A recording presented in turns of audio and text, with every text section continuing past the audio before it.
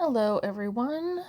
This video was greatly inspired by one of the pro YouTuber fluid artists, Mark J. Ratcliffe. I will link his video and channel in the description, as well as two other really good fluid artists on YouTube, and I will link their channels also in the description. But I was essentially trying to copy what Mark did in his video. And originally, I believe he had been going for something like angel wings. And the colors I ended up using, I kind of changed it into my own, and it's inspired by butterfly wings. And I hope that you'll be able to see those in the final result. So I have a smaller canvas than I usually use. This is I want to say 12 inch by 16 inch canvas. And I just poured on some jet black from the ready to pour bottle that you see sitting upside down. And I just spread it out without pouring any over the sides, because I'm going to be doing 2 swipes and then stretching out the swipes. So I didn't necessarily need to pour over all the corners just yet. I didn't prep the sides with paint because I honestly prefer to just touch up the sides and corners if I have to at the end. So just giving it a good torch to get out the air bubbles. And I'm going to be swiping with that black plastic spatula that you see down at the bottom. And I'll be using a gold metallic ready to pour paint. And I'll be just using 1 ounce of that. And I end up with too much paint in the cups for this pour. So this 1 ounce of gold swiping paint ends up going through this painting plus 2 more. And I only added 1 drop of the silicone oil to the 1 ounce of gold metallic paint. So very small amount is all you need. And that's the silicone oil that I'm using.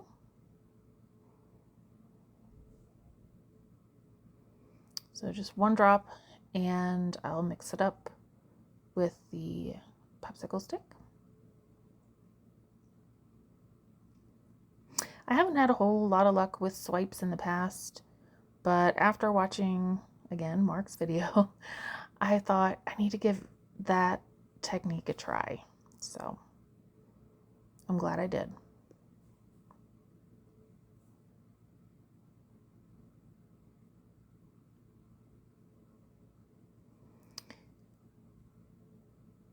All of the paints except for one that I'm using on this pour are ready to pour right out of the bottle. But I wanted more control over where I was pouring the paint, so I wasn't comfortable dumping the paint directly from the bottle onto the canvas. So as you'll see, I'm pouring the colored paints into small little paper Dixie cups.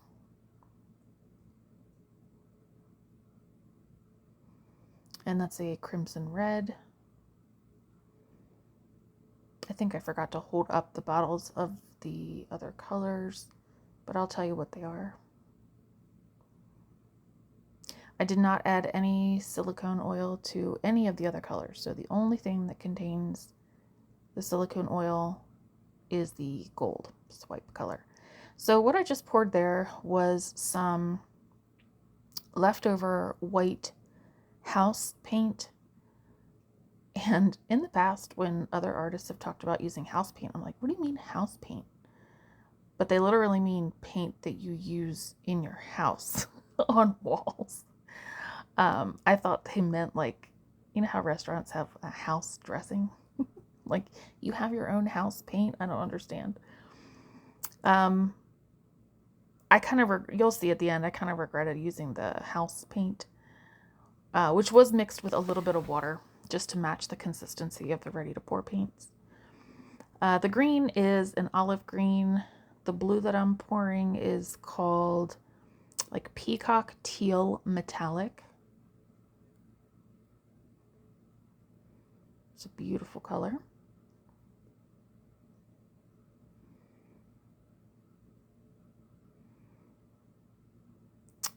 And the purple, gosh, I forget the name of the color. I'll have to look it up. I'll put it in the description.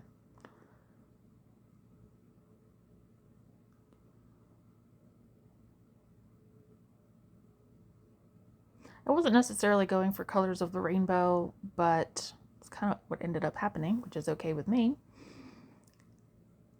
But I wanted to make sure I had colors that sort of, went together. But I also wanted to make sure I didn't put two colors next to each other that would end up mixing and looking like mud, because nobody wants that. So I start by pouring a little section of the red. I just decided to start with red. You just have to pick a color to start with. And see how I dripped a little bit of red? I'll fix that before I swipe. But I wanted to make them almost the length of the swiping spatula.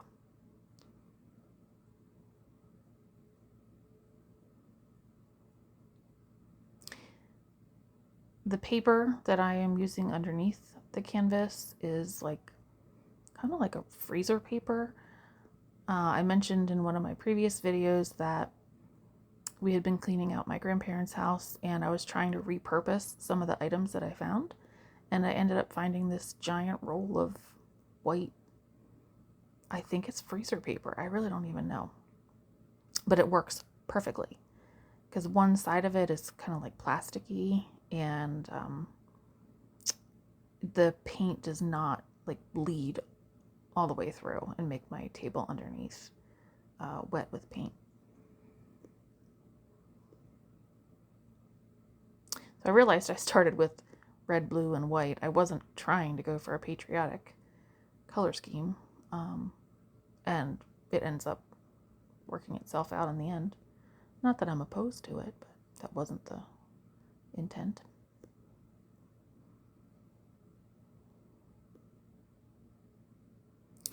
So I think if I were to do this again with white, I would not use the house paint that I was talking about earlier.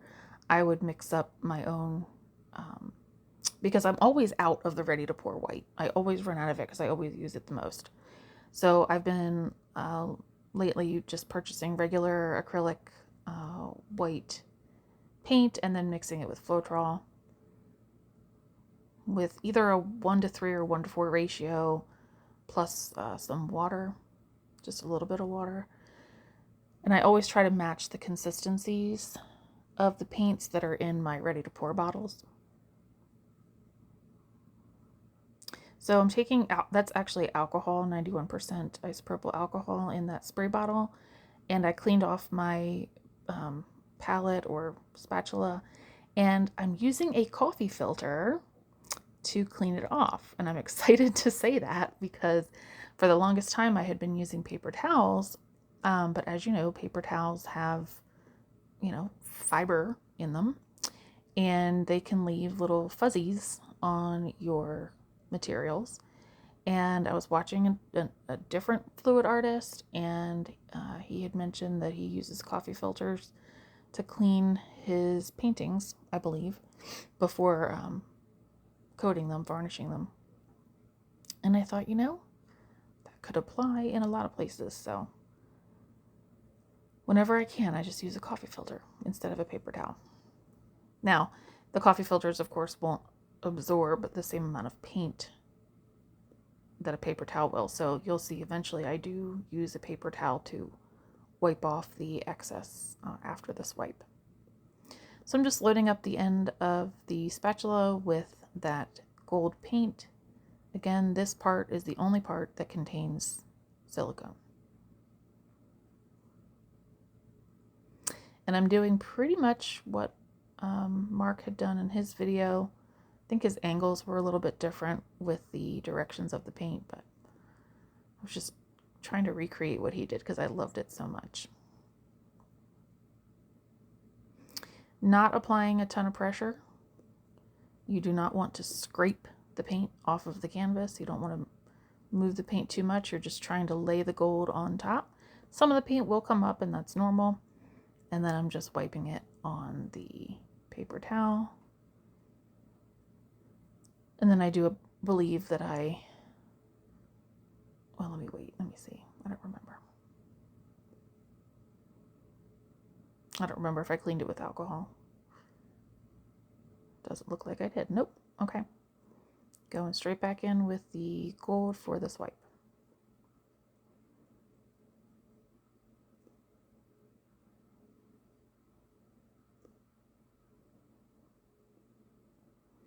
I want the gold paint to be somewhat even before I swipe.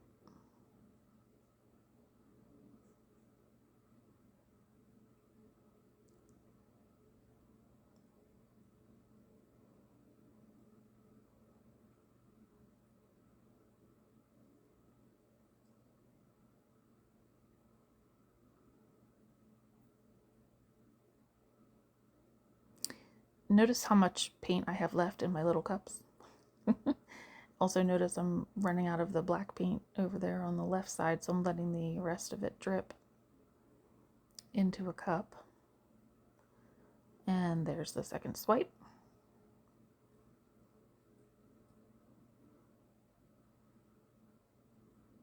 Notice the swipe's not perfect. I was applying too much pressure at first, and then I just adjusted. And I know that that's okay because I know that that's part of what I'm going to end up pouring off in the end. So I'm going ahead and cleaning my spatula with the alcohol again, just so the paint doesn't dry on there and mess me up the next time I go to use it. But I will just say real quick, so see how much paint I have left over in those little cups? I intended to only do this one painting this morning and then get back to my chores that I had to do. But I had the leftover paint, and I just loved this painting so much that I kept going. And you'll see that I end up doing 2 more that I did not videotape, but I did take a quick clip after they were done. And I'd like to see which of the 3 you like the best.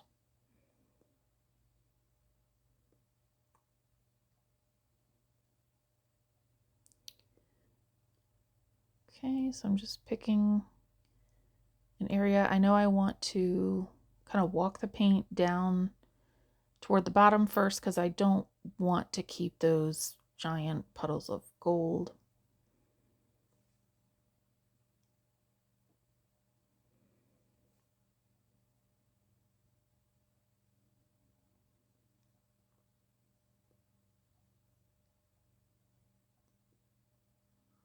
And I am using those little canvas stands, those blue little stands you see, but they are not my preference. I much prefer to use push pins or something that goes into the canvas temporarily. But I was out of them, but also these new canvases that I bought, the, I guess, composite wood is very difficult to put a push pin in, so it's in a little bit of a predicament. I find myself constantly having to adjust these little stands. It drives me nuts.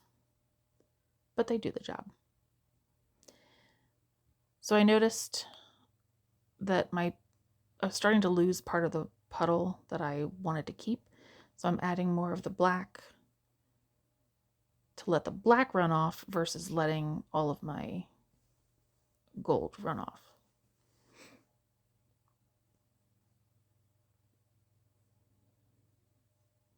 Okay, so it looks like I've got the bottom done, and I'm just working my way up to the top. And I often will set the canvas down and look at it and decide what I want to do next.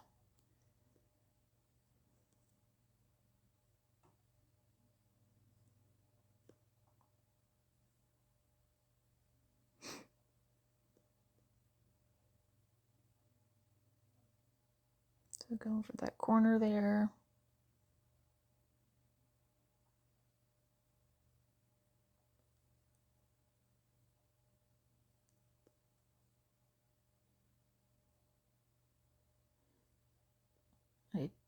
I think I wanted to try and save a little tiny bit of negative space. So again, adding extra paint there will help.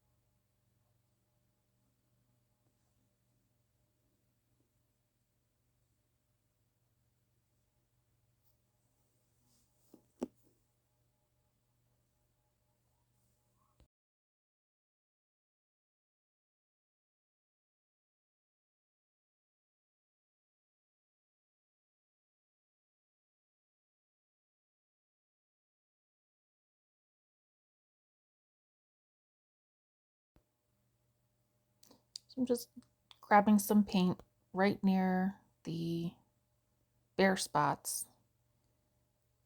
Whatever dripped off right in that area should match approximately. So I just use my finger and kind of just dab it on.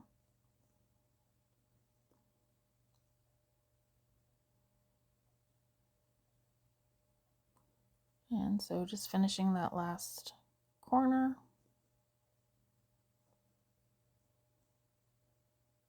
And hopefully you can see how I think this is an abstract interpretation of butterfly wings.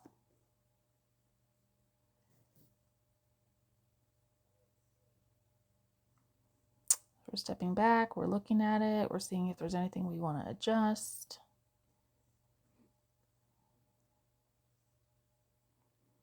And I was happy with it. So I'm just using my gloved hand, and any bare spots on the corners or sides of the canvas, I'm just picking up nearby paint and dabbing it on. It does not have to be perfect.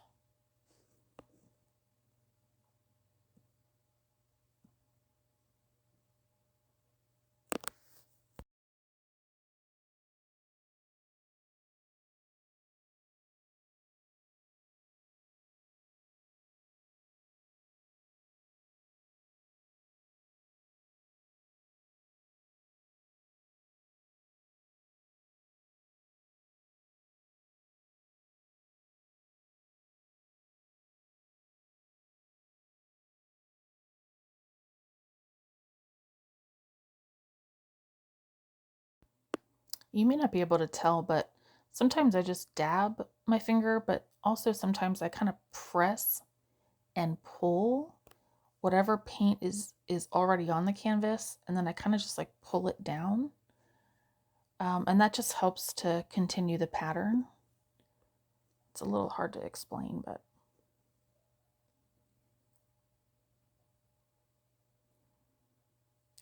then I always grab you can use your finger or a popsicle stick for this part, but you definitely want to run something along the bottom. See, here's where the little stands start to get in my way. You want to scrape any dripping paint off, because if you don't, then the dripping paint will continue to pull paint from the top and sides of your canvas down. And if you like your pattern that you have, then you don't want that to happen. You want it to stay as is. Another thing you didn't see me do was I made sure that this was level. I always use a leveler before I paint or put resin over a painting, because the last thing you want to do is come back to a painting an hour or whatever later and then have it completely spilled off. So I'm just torching, not really with the purpose of creating any more cells, but just to get the air bubbles out. I'm never mad about cells.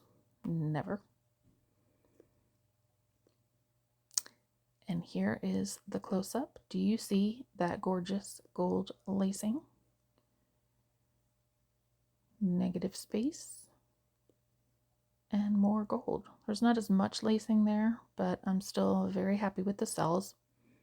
So because the white paint was a different, brand and all that, it started to kind of crack. I mean, it's not dry, but it's kind of creating this crackle effect, which I'm not mad about, because if you've ever looked at a butterfly up close, their wings kind of have this like chalky, dusty, almost feathery effect to them. So I was like, hey, it goes. But I just love it. So because I had all that leftover paint and I had more canvases,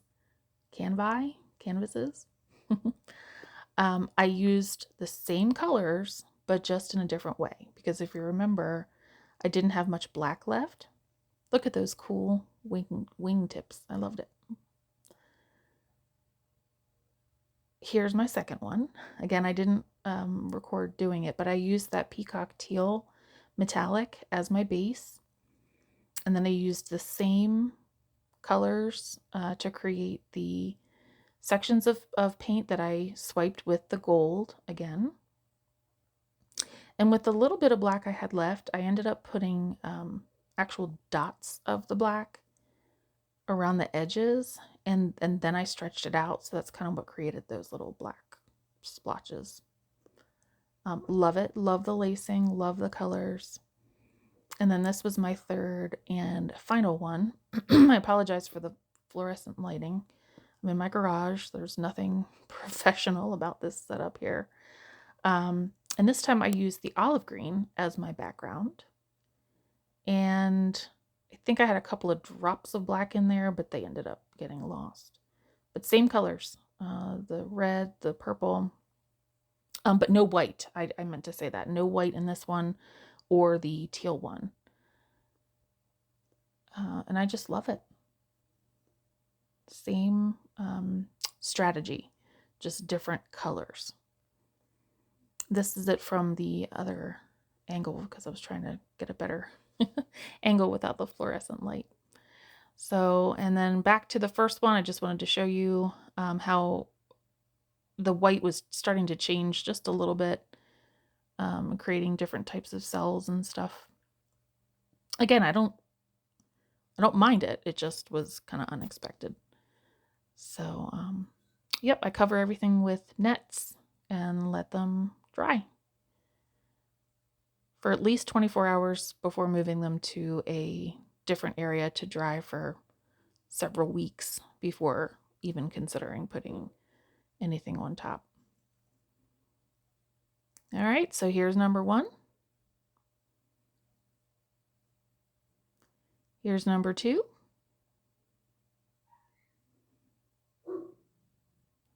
And here's number three. Tell me which one you like the best. And I hope I've helped inspire you today. You do not have to be a super pro to do this. I am just an amateur, just having some fun. Hope you all have a good day. Bye-bye.